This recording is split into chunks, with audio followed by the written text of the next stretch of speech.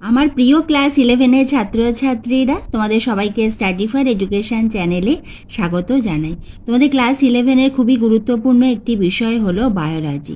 তোমাদের ফার্স্ট সেমিস্টারে ছোট প্রশ্ন আসবে, অর্থাৎ এমসিকিউ আসবে, কিন্তু এমসিকিউ এর অ্যান্সার করার জন্য আমাদের কিন্তু বড় প্রশ্ন মুখস্থ করতেই হবে, জানতে হবে।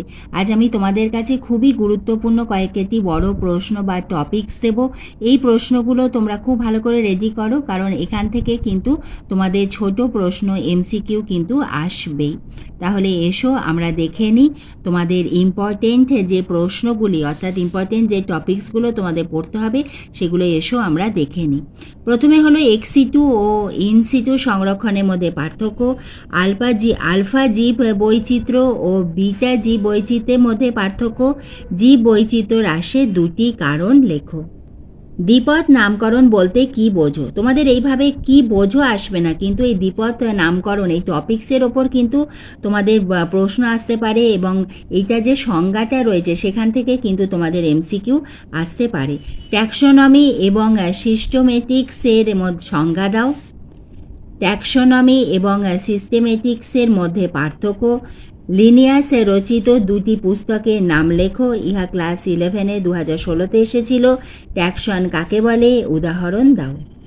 অর্থাৎ আমাদের ট্যাক্সনটা খুব ভালো করে পড়তে হবে, এখান থেকে আমাদের ছোট প্রশ্ন আসতে পারে। আমাদের পড়তে হবে দ্বিপদ নামকরণের গুরুত্ব বা প্রয়োজনীয়তা কি। লিনিয়াস হায়ারার্কি এর বৈচিত্র্য সম্পর্কে আলোচনা করো। লিনিয়াস হায়ারার্কি ধাপগুলি কি কি এবং ট্যাক্সোনমির গুরুত্ব, এই টপিকসগুলো আমাদের খুব ভালো করে পড়তে হবে। এর ওপর কিন্তু আমাদের এমসিকিউ আসতে পারে। জীবের শ্রেণীবিন্যাস আমাদের খুব ভালো করে পড়তে হবে, কারণ যে কোনো পর্ব বা বিন্যাসের ওপর যে কোনোভাবে আমাদের প্রশ্ন আসতে পারে। তাও আমি তোমাদের কয়েকটি টপিকস দিচ্ছি। হাইড্রা যে পর্বের অন্তর্ভুক্ত তার দুটি বৈশিষ্ট্য লেখো। আমাদের যে কোনো পর্ব দিয়ে তার বৈশিষ্ট্য আসতে পারে, বৈশিষ্ট্য দিয়ে তার পর্ব জিজ্ঞাসা করতে পারে। ব্যক্তবীজি ও গুপ্তবীজির মধ্যে পার্থক্য।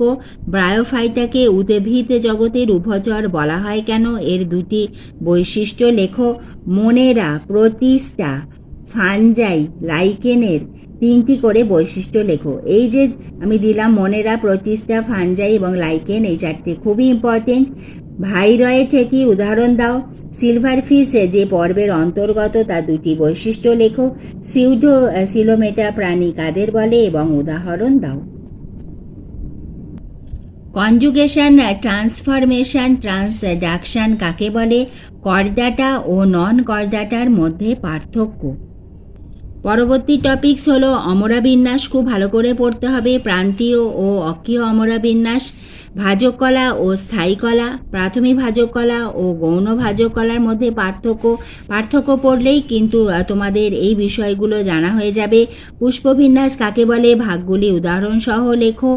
অনিয়ত ও নিয়ত পুষ্পবিন্যাসের মধ্যে পার্থক্য। কোষে বিভাজনের তল অনুসারে ভাজক কলার শ্রেণী বিভাগ।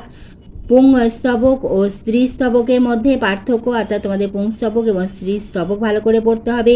সরল ফল ও যৌগিক ফল, পাখি পরাগী ও বায়ুপরাগী ফুলের দুটি বৈশিষ্ট্য লেখো।